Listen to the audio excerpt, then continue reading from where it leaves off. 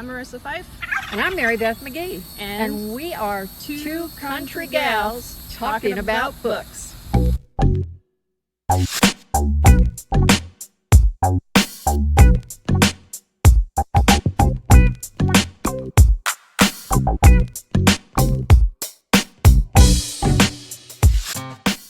Project that I am really looking forward to hearing about because it's about some of my favorite subjects, which are museums. Please welcome the amazing Diane Williams and the equally amazing Richelle Putnam. Welcome, ladies, to Two Country Gals Talk Books. Well, we think you're amazing too. Well, thank you.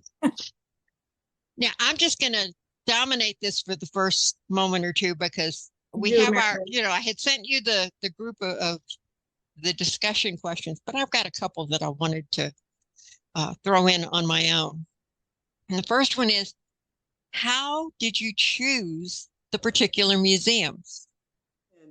We wanted to write about every museum in the state, and we tried to find as many places that listed all of those museums. And this was pre-pandemic. And at that time, there were over 300 museums in the state of Mississippi. But of course, when the pandemic hit, some of the museums closed for various reasons. But we wanted to write about every single one of them.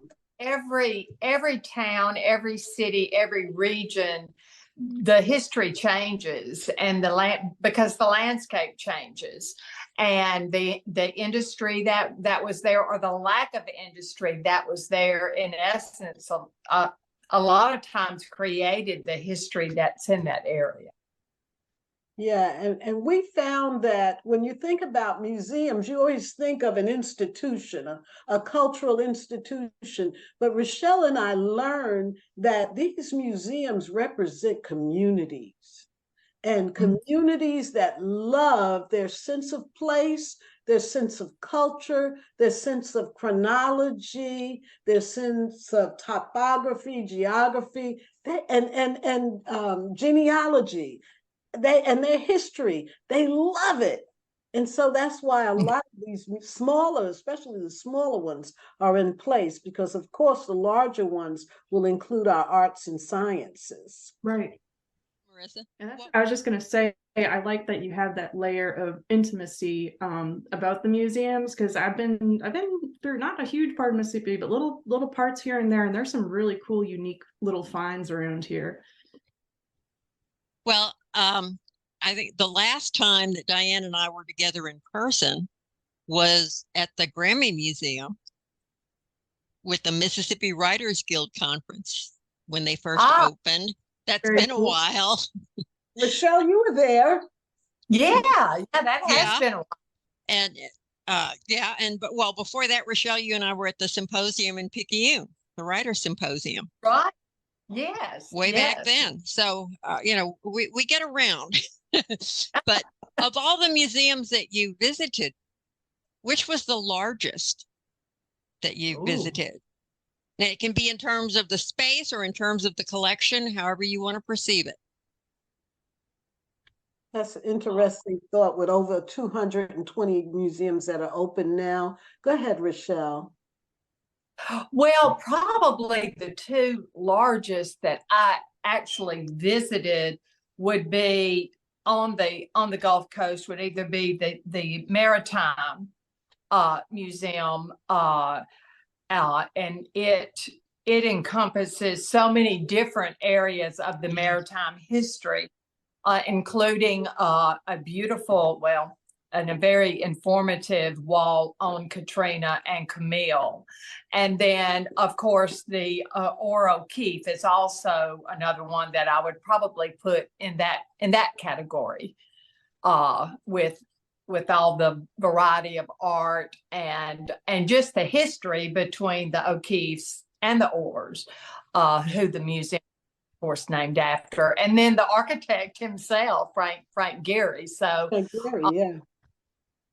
And the director was, I interviewed the director there, and he just was a plethora of information about the architecture, what their goals were, the different types of art that they, showcased. And then he was very specific too about Jerry O'Keefe, who was one of the main funders of the museum, and how it was very, very important to him to have an African American gallery. He was very active in the civil rights movement.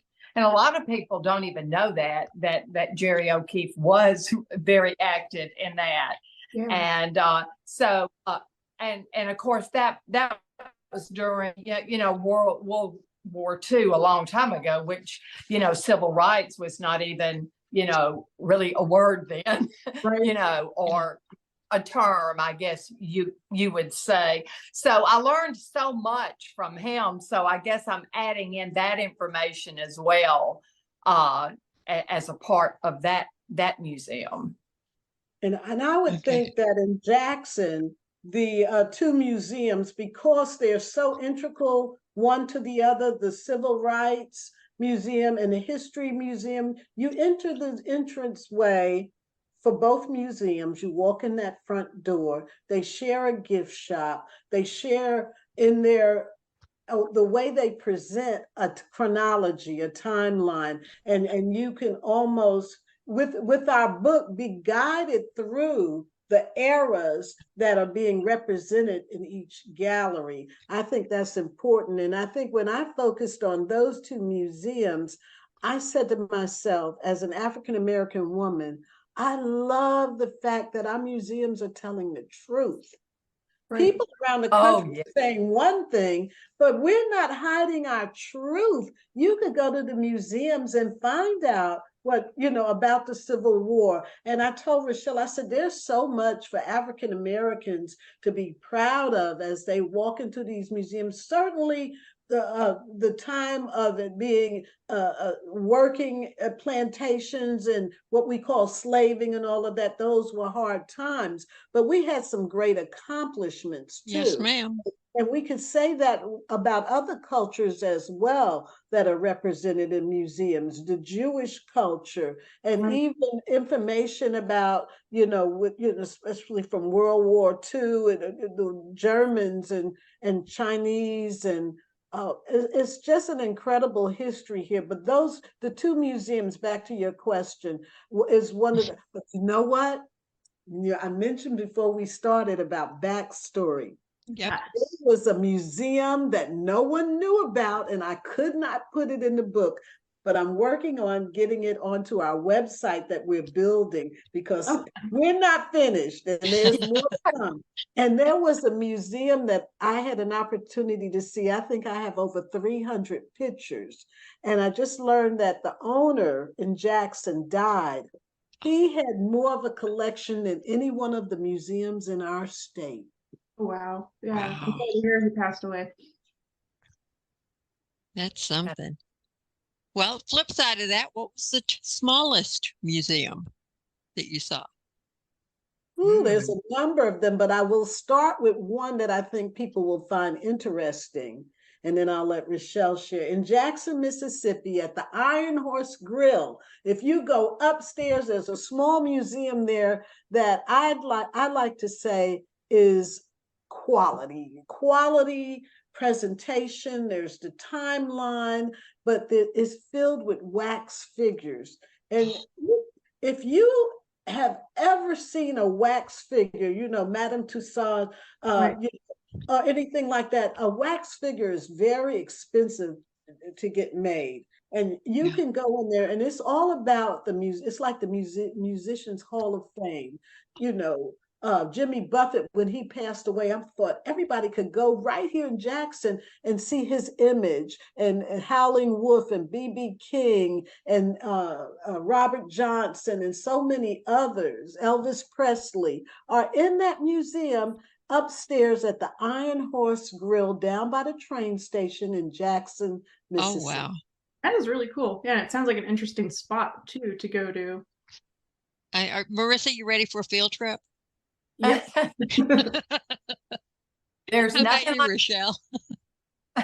Well, so probably the smallest, and there are probably many like this around the state, because in the historical societies and in different county archives, you'll find a very small museum, and we covered those because those are so important. And so the Lauderdale County Department of Archives and History has just a very small museum that's within, their area. They're in fact in the process of moving to the Lauderdale County Courthouse, which is, a museum piece itself. But they have a lot of relics and different exhibits that are set around the area where you go in and research.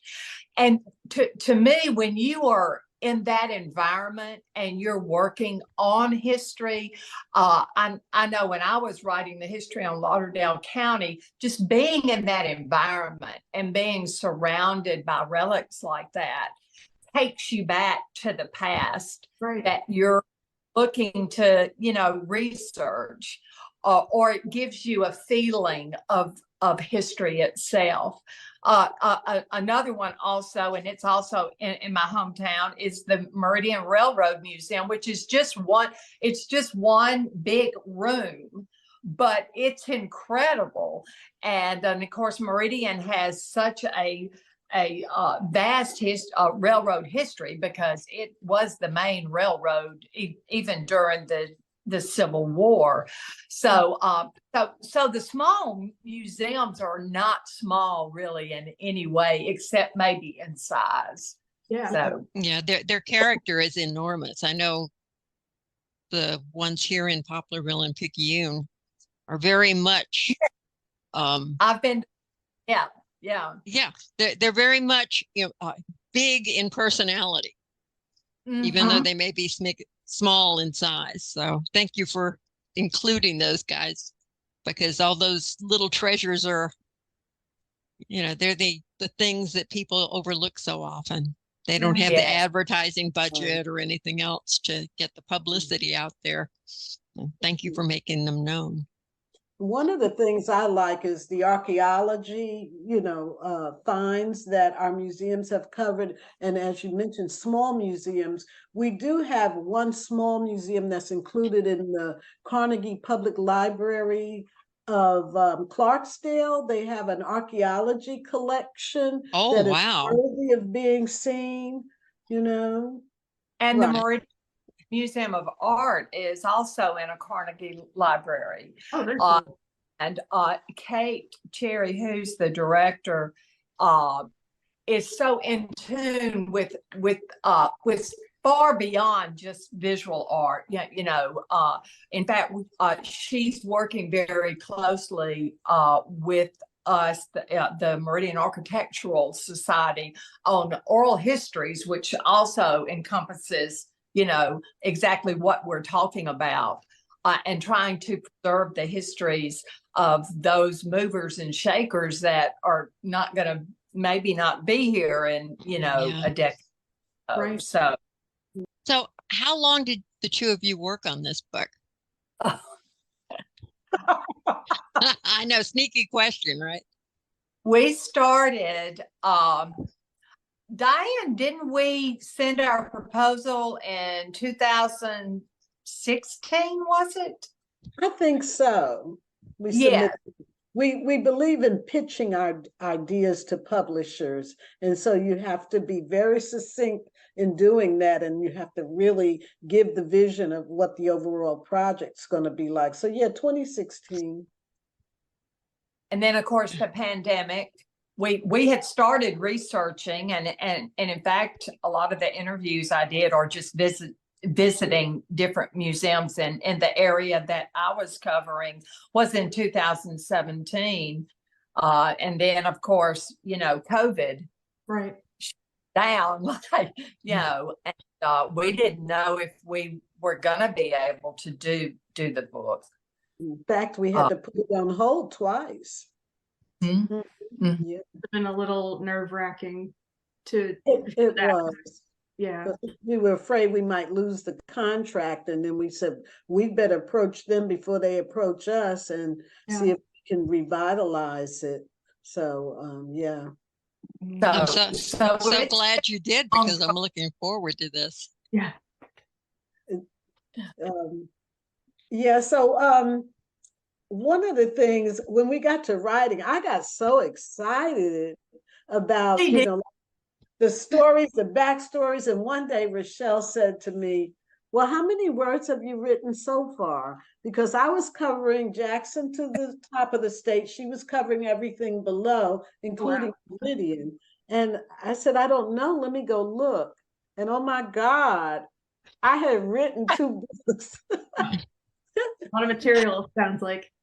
And so she pushes me, well, you'd better go ask the publisher, you know, will they, because that's not even, you're not even finished. And then she hadn't really had her number count. And we went to I went to the publisher and they said, we're not going to publish all of that. You know, that's going to be 2 or 3 books. And so I put it back on our commissioning editor. I said, well, what do you suggest? Because this information is so wonderful. And Right. they said, build a website. And I thought, wow, Mhm. what an excellent idea. Yeah. So we do have a Facebook page where you can get little glimpses. And I like to make sure people know they still need the book. And I say they are unedited articles there that you can get a little peek. But we are going to build a website because museums are opening every day. Well, we are in the process of building it now, and so we are in discussions on how we need to really proceed with how to you know, showcase each museum in a way that it's not for one thing kind of overwhelming. There's so many museums. But we also want to use the website to incorporate other information that's not in the book, because we were so limited on our word count. That's where Diane's extra words were going to come in. She had so many wonderful stories. So we'll have a lot of backstory and a lot of just unique stories that connect to those museums that you're not going to find in the book. And of course, you know, as new exhibits come in and we learn about those, we want to work really closely with the museums so that they can also let us know, we've got this new exhibit coming in. Can you just put a little highlight, you know, Sure. on the site? So we feel like it'll be a really wonderful tool for those who want to visit museums, but also for the museums themselves. You know, of course, they'll be putting it on their site too. But, you know, a lot of people just, especially from out of town, they do a lot of research beforehand. Yeah. And they're going to be in a lot of different areas, and so they won't go to just individual places. They may want to go to one, either like the tourism, visit Mississippi to see the different things, and then I'm hoping that we can also work with Visit Mississippi about, you know, having the book highlighted with a link to the website itself as another tool that people can use. So visitor centers. And I think there's one other important aspect to having a website, and that being that this book or the website is going to help people understand just how accessible our museums are. Whereas I couldn't put, you know, I fell in love with all the links to virtual tours. So a lot of these museums, I would say, maybe 1/4, maybe a little less than that, provide you with a virtual tour. In other words, you're on your computer and you move your mouse and it's just like you're walking up the steps and the door actually opens, and it's a true virtual tour for many of these museums. There's one in Pittsburgh, the Governor's Mansion virtual tour, things like that. That's important because everybody is not able to physically go to museums and visit them. And I think they'd want to know, and this would be great for classroom teachers working with their students. Yeah. They'll be able to, then field trips are very expensive now. This provides them with an opportunity to share information with students. Mm-hmm. No, that's That's awesome. great. It is a great feature for sure. So you guys stuck it out for all those years, brought it to fruition. How does it feel now that your newborn is about to come forth? Ooh. We are so, go ahead, Diane. No, you go ahead. You go ahead. No, I mean, we just have been beside her. Well, when we finally finished the book, I mean, it was like we looked at each other. I went and stayed with Diane a couple of days. And we just we finished the book. We actually finished it. Mm-hmm. It's been such, I don't know, it's almost been bittersweet in some ways, because it's like, it's done, even though it's not really done, but just, it took a lot of perseverance and determination on everyone's part, on Arcadia History Press, on us, but just think about the museums that had to get through also a pandemic, and to know that, it was very heartbreaking that some of the museums didn't make it, and but then, it's very encouraging that new museums like Marty Stewart's museum in Philadelphia that's going to be opening, that history will always continue in that way. So I know I'm thrilled to death. I know Diane is too, but I'm gonna let her tell her story. No, I am thrilled that we were able to get through this. And for people that, I always think about people that write, that want to get published and things like that. And I'd just like to share a little bit about that process of getting published. I think self-publishing is daunting, but it's doable with good editing. You can do credible work. But for us to submit this to our publisher, I think anybody could do this kind of thing, but you have to be ready to answer all the questions. Right. And the first question we were asked was, which blew my mind out the water. I don't know if you remember this, Richelle. When we submitted our proposal, well, just the idea, the pitch, the idea, and they said, well, can you get the museums on board and get them to send you something saying that they would sell the book? And I thought, we haven't even written a book yet. How am I going to go to as many museums as possible and say, hey, I'm getting ready to write a book? Or would you carry this book in a number of, quantities in your bookstore, gift shop, so forth? That was so overwhelming to me as an idea. And then I said, you know what? Erase it from your mind. And, the whole purpose is to get this out there to people. Yeah. And we didn't have any problem in that area. They were very, very interested.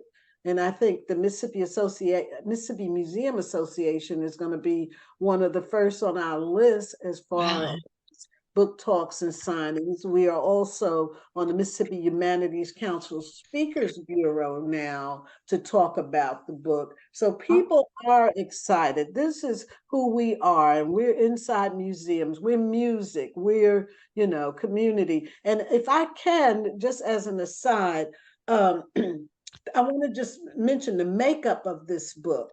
So we can only do small articles, otherwise, again, we would have like an encyclopedia of information. And having just small articles and things, we thought about what's important. Understanding why the museums are there was important to us. Understanding that they represent community, they represent culture. But so you'll read an article, but we want you to go to these museums. We don't just want you to read our book. So we tried to tie in events.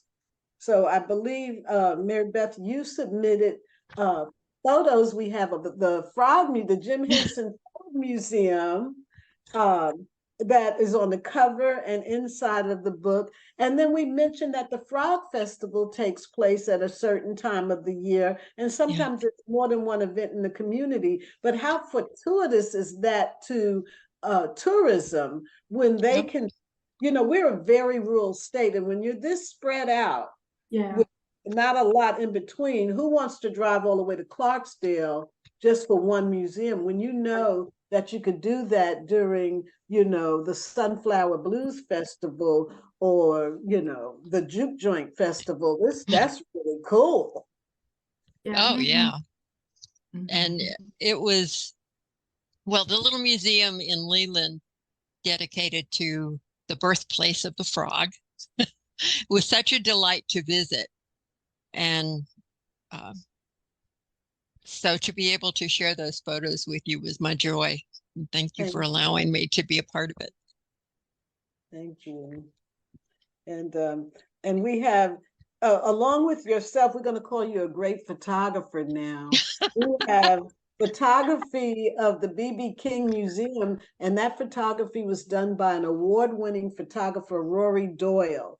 And if you don't know Rory's work, look it up. His photos, he's won the fellowship from the Mississippi Arts Commission and so many other awards for his photography. So we're grateful. Yeah. If I might digress for just a moment, you mentioned the Mississippi Humanities Council.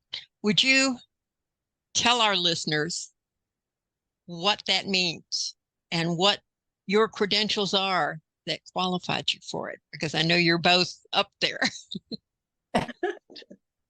Well, the Mississippi Humanities Council, well, of course, their name tells it all. They're all about the humanities, and everything is humanities when you get down to it. The study, the viewing, the perspective, the point of view, the discussion about anything makes it humanities. I'm talking about it in as simple as terms. And they have a speakers bureau of qualified people that are educated in certain areas, are knowledgeable in certain areas, everything from hot tamales around the state to quilting in the state, things like that. And Richelle and I are both already on the Speakers Bureau for other topics. And we're now together on the Speakers Bureau. This helps people, if you ask us to come to Timbuktu, I don't know that we, two retired ladies who do art for a living can afford to just go all over the place. So the Speakers Bureau gives us an opportunity. And what's so meaningful about it, and the way I like to look at it in the simplest terms, 45 minutes of 30 to 45 minutes of discussion and 15 minutes of conversation back and forth. We learn more from the audience sometimes. Because they're knowledgeable and credible as well, the people that come out to hear those lectures. That's really cool. Yeah, I actually didn't know about that. So thank you for telling us about it. It sounds like a really, really cool thing. It is an amazing resource in the state. It truly is. And, when I grow up and get my degree, I've just got a bachelor's. I don't qualify. Well, you may be knowledgeable in some area and can talk about it for 45 minutes. Oh, I can talk about a lot of stuff for 45 minutes. You can talk about library sciences alone that would give you a leg up to do that.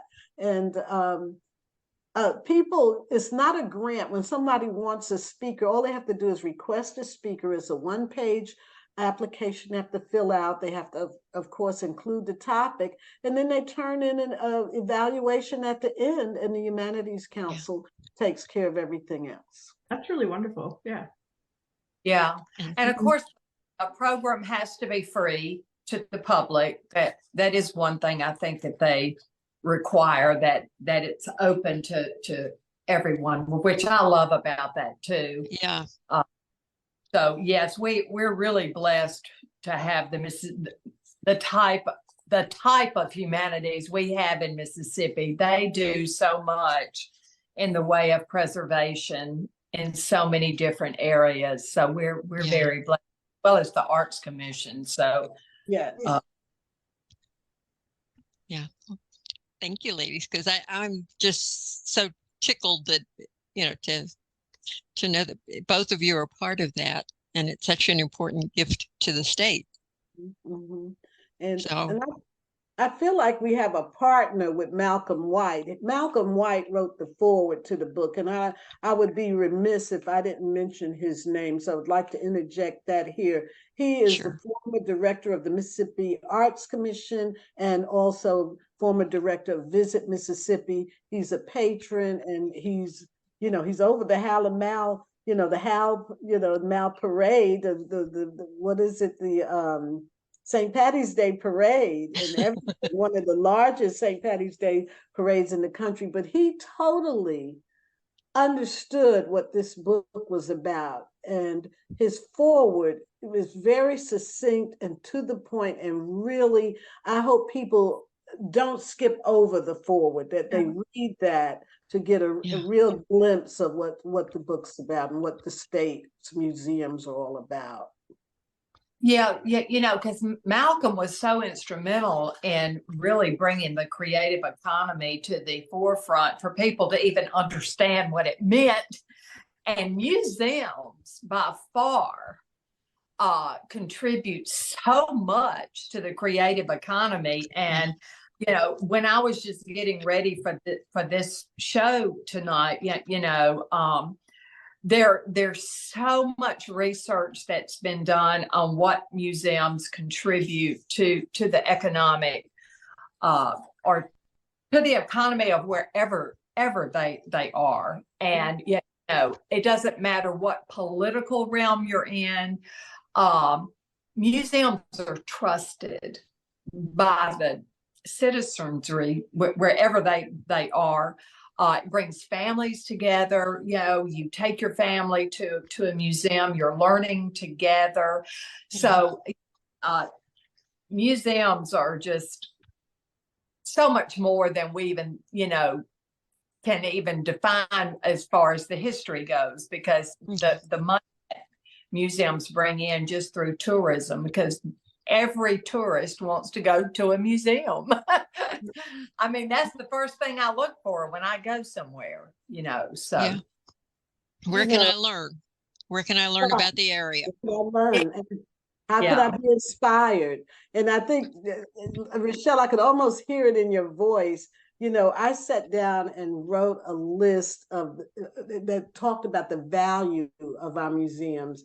And I'm still trying to figure out how to tie it tight, because I wrote 2 pages. Our museums are so valuable. There's so much. It relates to our health and wellness.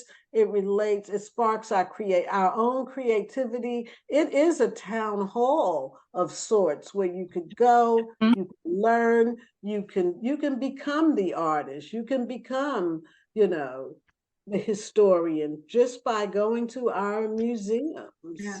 I've always thought of them as safe places for curiosity too. I really like that. That's a great description, Marissa. I'm one of those curious people who's always in museums. So Now, other than COVID, which of course was a major disruption, were there any other obstacles in your path to writing this? I love Diane's expression.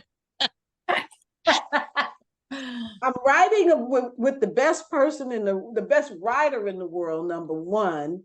There was no obstacles. She's, like I mentioned earlier before the show, she's so much like me in the sense that we could be traveling all over the place, train, boat, plane, mountains, and we're going to get the job done. And we don't work from the tail end of a project. we don't procrastinate. We work from the front end. We don't work from deadlines, neither one of us. And that is so refreshing to me. I raise my children to not look at what my paper is due. No, we're doing that now. Yeah. And so I just Mhm. love working with Richelle. No obstacles. The only obstacle that I ever felt I had would probably be that I didn't have enough time to travel to all the ones that I covered. You know, it's so much. And of course, you know, you have family and you have other obligations, but you know, I mean, it's wonderful we have the internet and we're able to communicate just like we're doing right now with Zoom. You know, that's the one. I guess if I had to say it was an obstacle or even a regret, is I wasn't able to do that, but I do plan on visiting every museum in Mississippi. Wow. Something you Forward to. Diane did the ones in the north, and when I read her, you know, all of her research and everything, I mean, I just couldn't wait to go to one of the museums she had covered. You know, but I worked in arts industry with the museums. I worked with museums through the Arts Commission for 16 years, either as arts industry director or director of grants, reading over their applications. I knew their missions by heart. I knew what their goals and objectives were. I knew what was inside of the museums. You had an intimate connection with the inner workings. Yeah. But yeah. Are you planning to do a second book? Are there enough museums out there to do a second book, or an encyclopedia, as somebody mentioned earlier? Yeah, there you go. I think the website's going to do that for us. But Richelle, you want to talk about our other project yet? Oh boy. We got to talking, and you know, the History Press Arcadia, you know, they are two. You know, they used to be separate, and they have merged, and they have bought several other smaller publishing companies, and one of them is Pelican's children publishers. And what we really want to do, and I think we're going to target this after we get through, you know, our book tour and everything on this book, into writing children's books on different you know, legends, icons, musicians. I mean, people from Mississippi who have made history in Mississippi.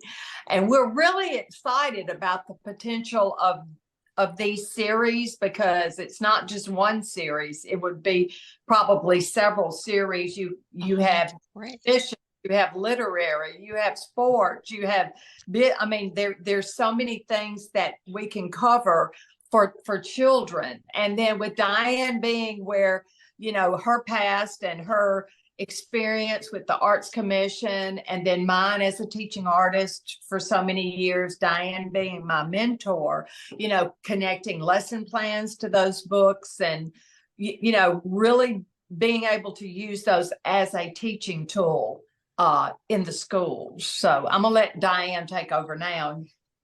And I've already written 2 books that are teacher resources as it relates to, as she said, my past. I've written the Storytelling Classroom, Applications Across the Curriculum, and Literacy Development in the Storytelling Classroom, along with Sherry Norfolk and Jane Stinson, a professor. And we were able to glean from experts in the field, but also from our own work. And these those 2 books include lesson plans, assessments, and the national standards required for learning.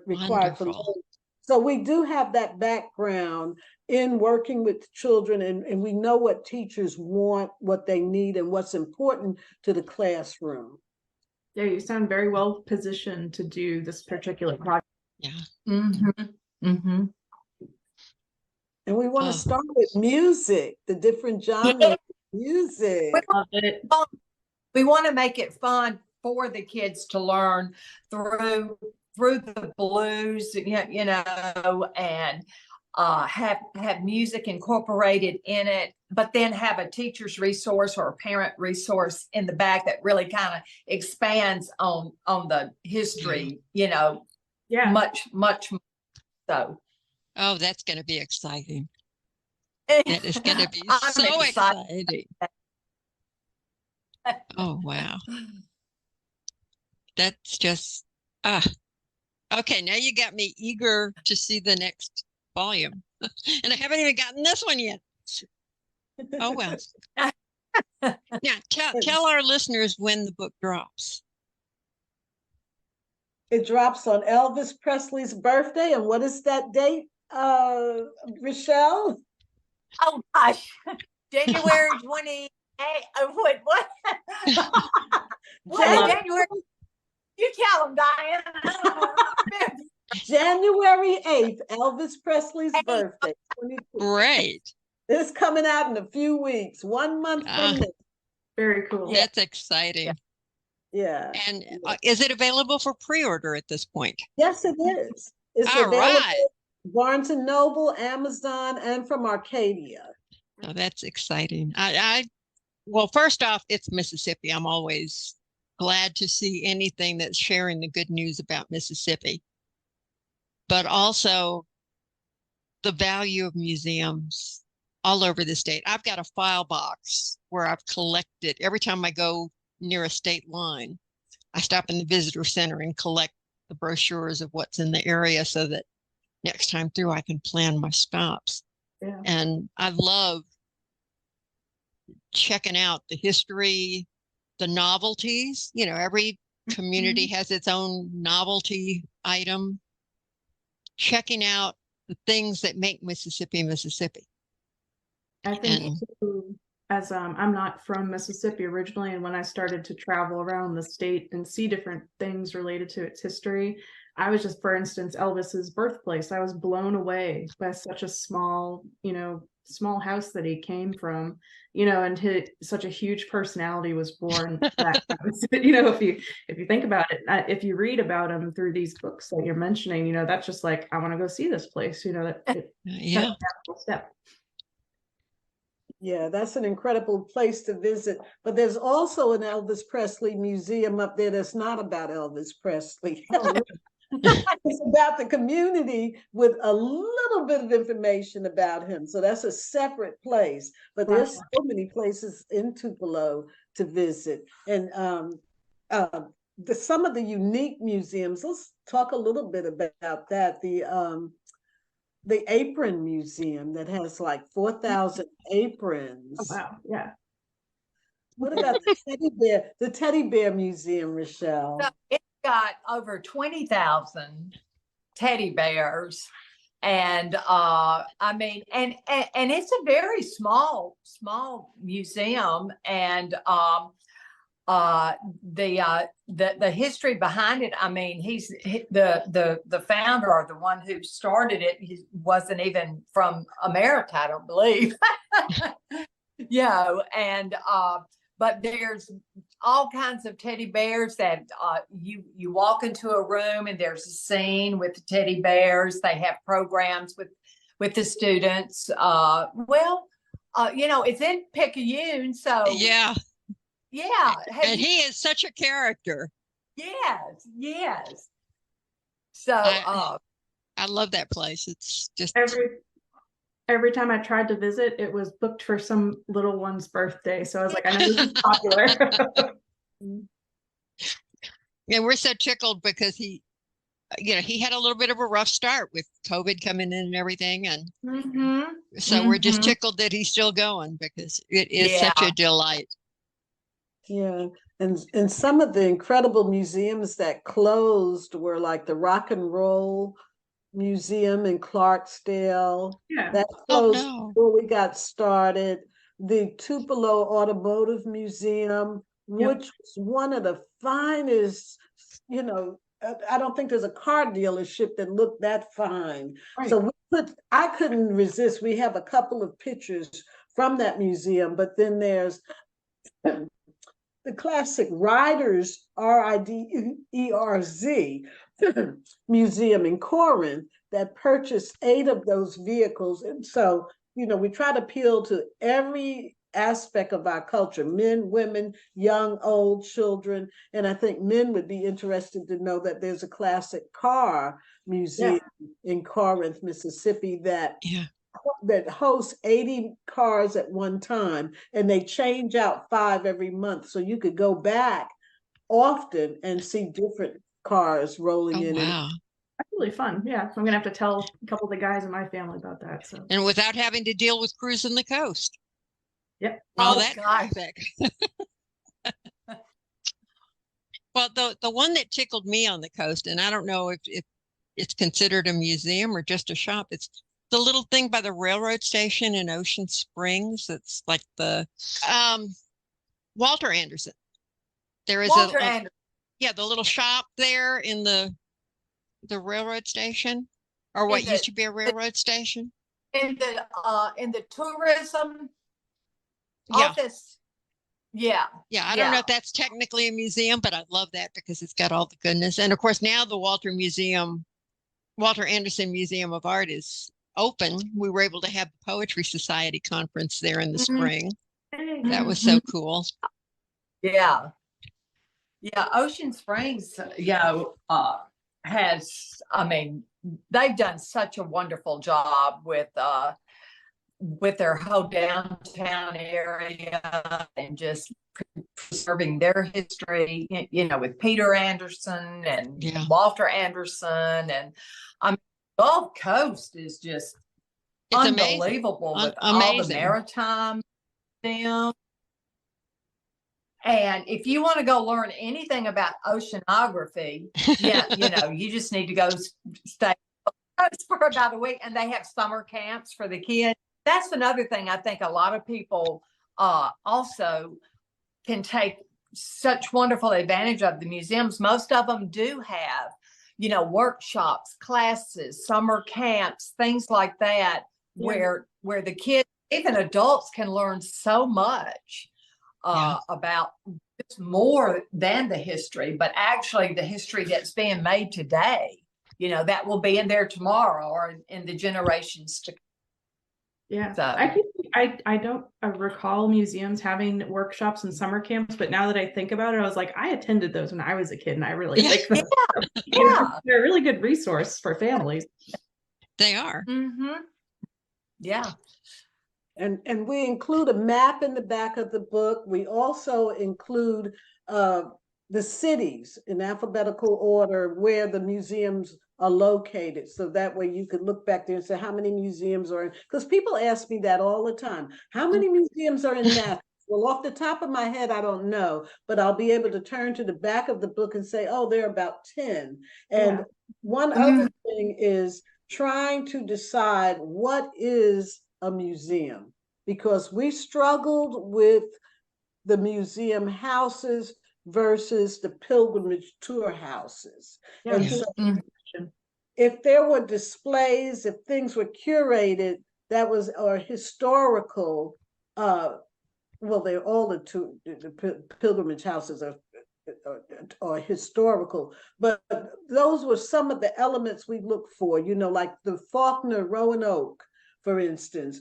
There are displays there in glass encased for you to see. And there's an element of curation that is in there. So that would help us determine, do we include this? And we weren't perfect with it now. We tried.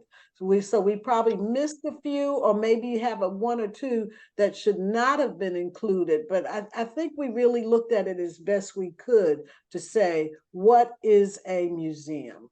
Yeah. That could be a tricky problem too. I didn't even think about that when you were trying to write this book. Yeah, because so many historical buildings, but they're not museums, There are a lot of museums that are in historical buildings, and that was one of the also what we brought out in the book, because a lot of museums are located in historic, railroad depots, or historic houses. And the museum may not really have anything to do with the house, but the house also an exhibit itself, just from its own history. But so that kind of helped us determine, what to highlight and what not to highlight, because a lot of antebellum homes or just historical homes are just that's all they are, so. You definitely had your work cut out for you. Oh, it was making those kind of judgments. But we're not afraid, are we?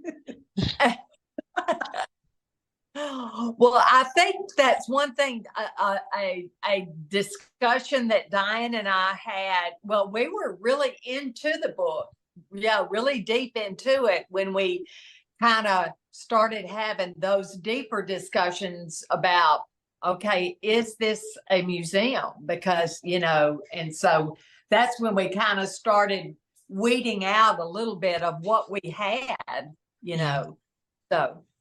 I think that some of those things that you weeded out might end up in a portion of the website as and by the way, well, kind of thing.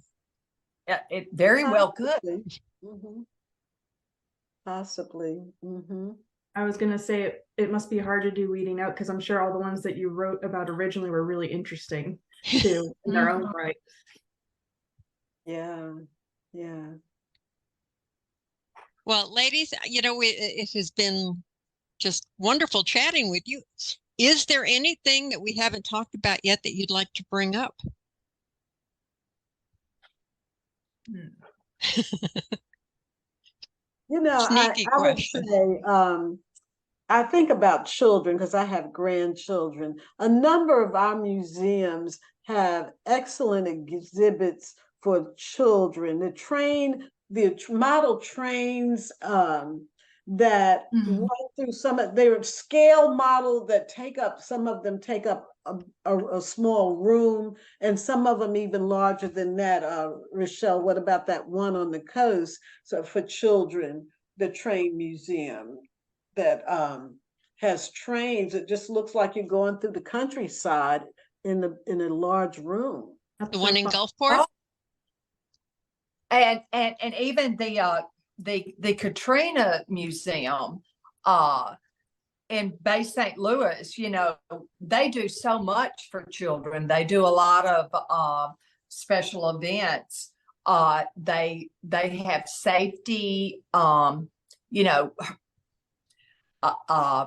guess they're called safety workshops. I don't know how to term it, but they teach the children how to prepare for weather situations.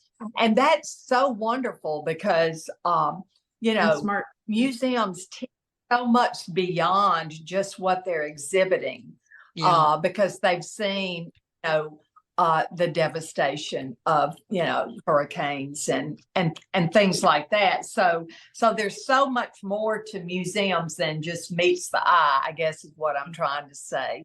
And children, when you take a child to a museum, they're most likely going to be learning things they don't learn in school. We have very specific standards. We have very specific things that we teach each year in history and science and those kind of things. And a lot of times it's repeated, and when you go to a museum, a whole nother world is open for your child with regards to history. And, I just think museums are the best way to really teach children about different cultures, different ethnicity, different religions, different traditions. I think that's so important to really, help to raise your child in a balanced environment. Right.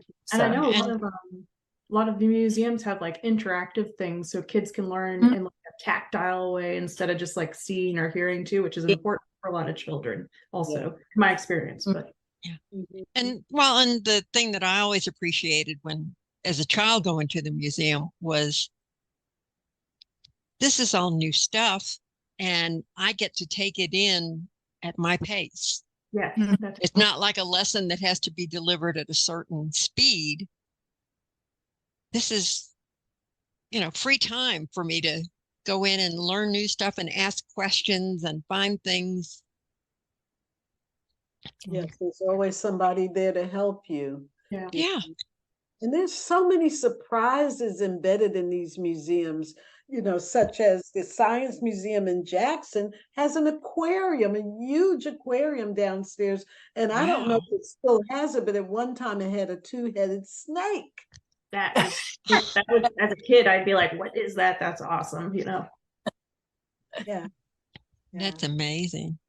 Well, and the more you learn, the more you want to learn. So when I go to a museum, it makes me want to go to another museum. Yeah.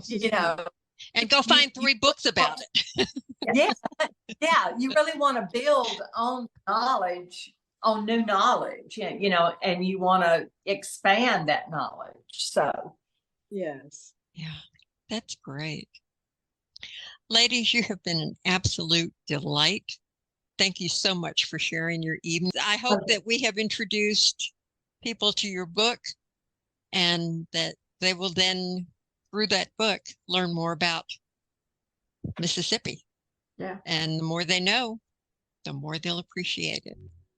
Thank you so much.